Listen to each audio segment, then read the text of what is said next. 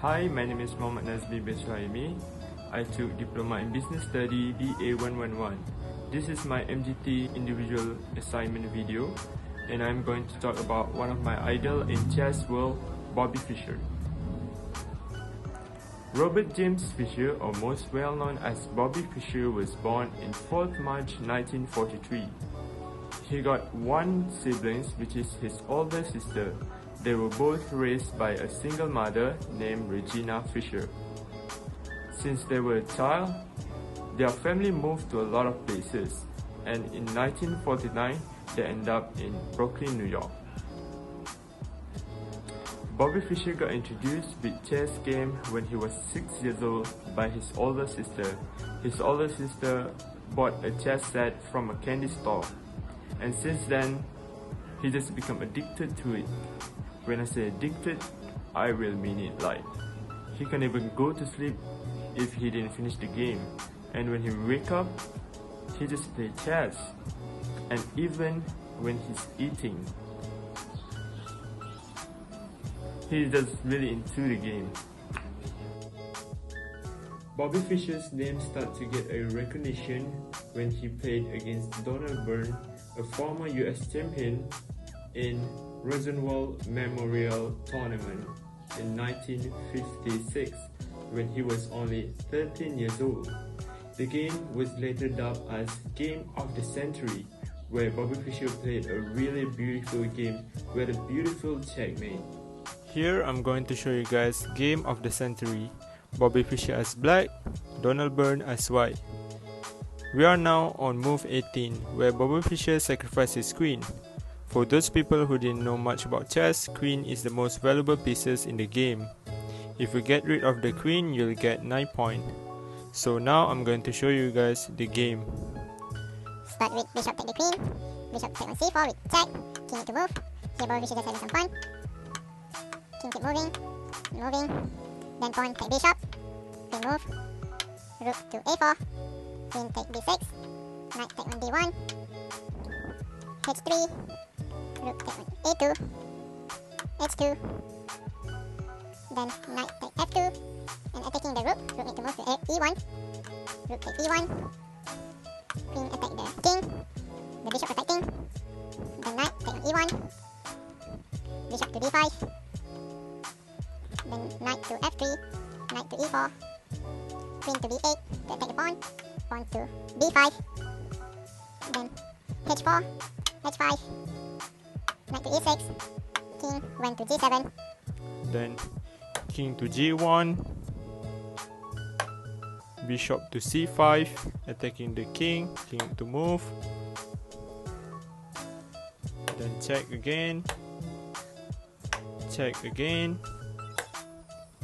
then check again, king just keep moving,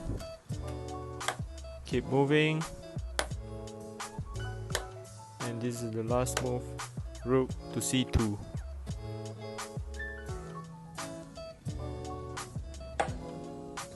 So that is the game that made other people become aware of Bobby Fischer's name. But that's not it. Since then, he made a lot of other accomplishments and history in the chess game. For instance, when he was only 14 years old, he became the world's youngest US champion in the history of chess. Then, he went to won that tournament 7 more times. At the age of 20 years old, he made a history by won that tournament with a perfect score, which is 11 out of 11, which is unheard of and never been beaten until today. There's some more. When he was 15 years old, he became the world's youngest grandmaster in the history of chess for more than 30 years. After that record been beaten by another grandmaster, which is Judith Polgar in 1991. Bobby Fischer reached his peak period in the early 1970s. In the candidates tournament, he went to demolish two of the Grandmaster, which is Mark Taimanov and Ben Larsen, with a stunning result 6-0.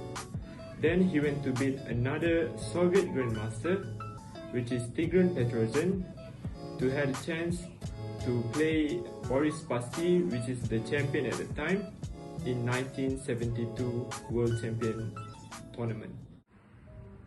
1972 World Chess Championship was considered as the biggest event that ever hit chess ever since. It happened during Cold War between USSR and the United States. And here they come, these two Grandmasters representing their two nations on the chessboard. But at the end of the day, Bobby Fischer managed to win this game against Boris Spassky with a score of 12.5 to 8.5. Bobby Fischer had become the first and only US World Chess Champion in the history of chess. Bobby Fischer had proven to us that no matter what is your dream in life was, and no matter how much the life had throws at you, you just need to be passionate about your dream and work hard to achieve it. Just like what he did, even though he'd been raised by single parents and he learned about his father's death when he was 9 years old, but still he managed to achieve his dream. And look at him now, he had become the greatest chess player of all time.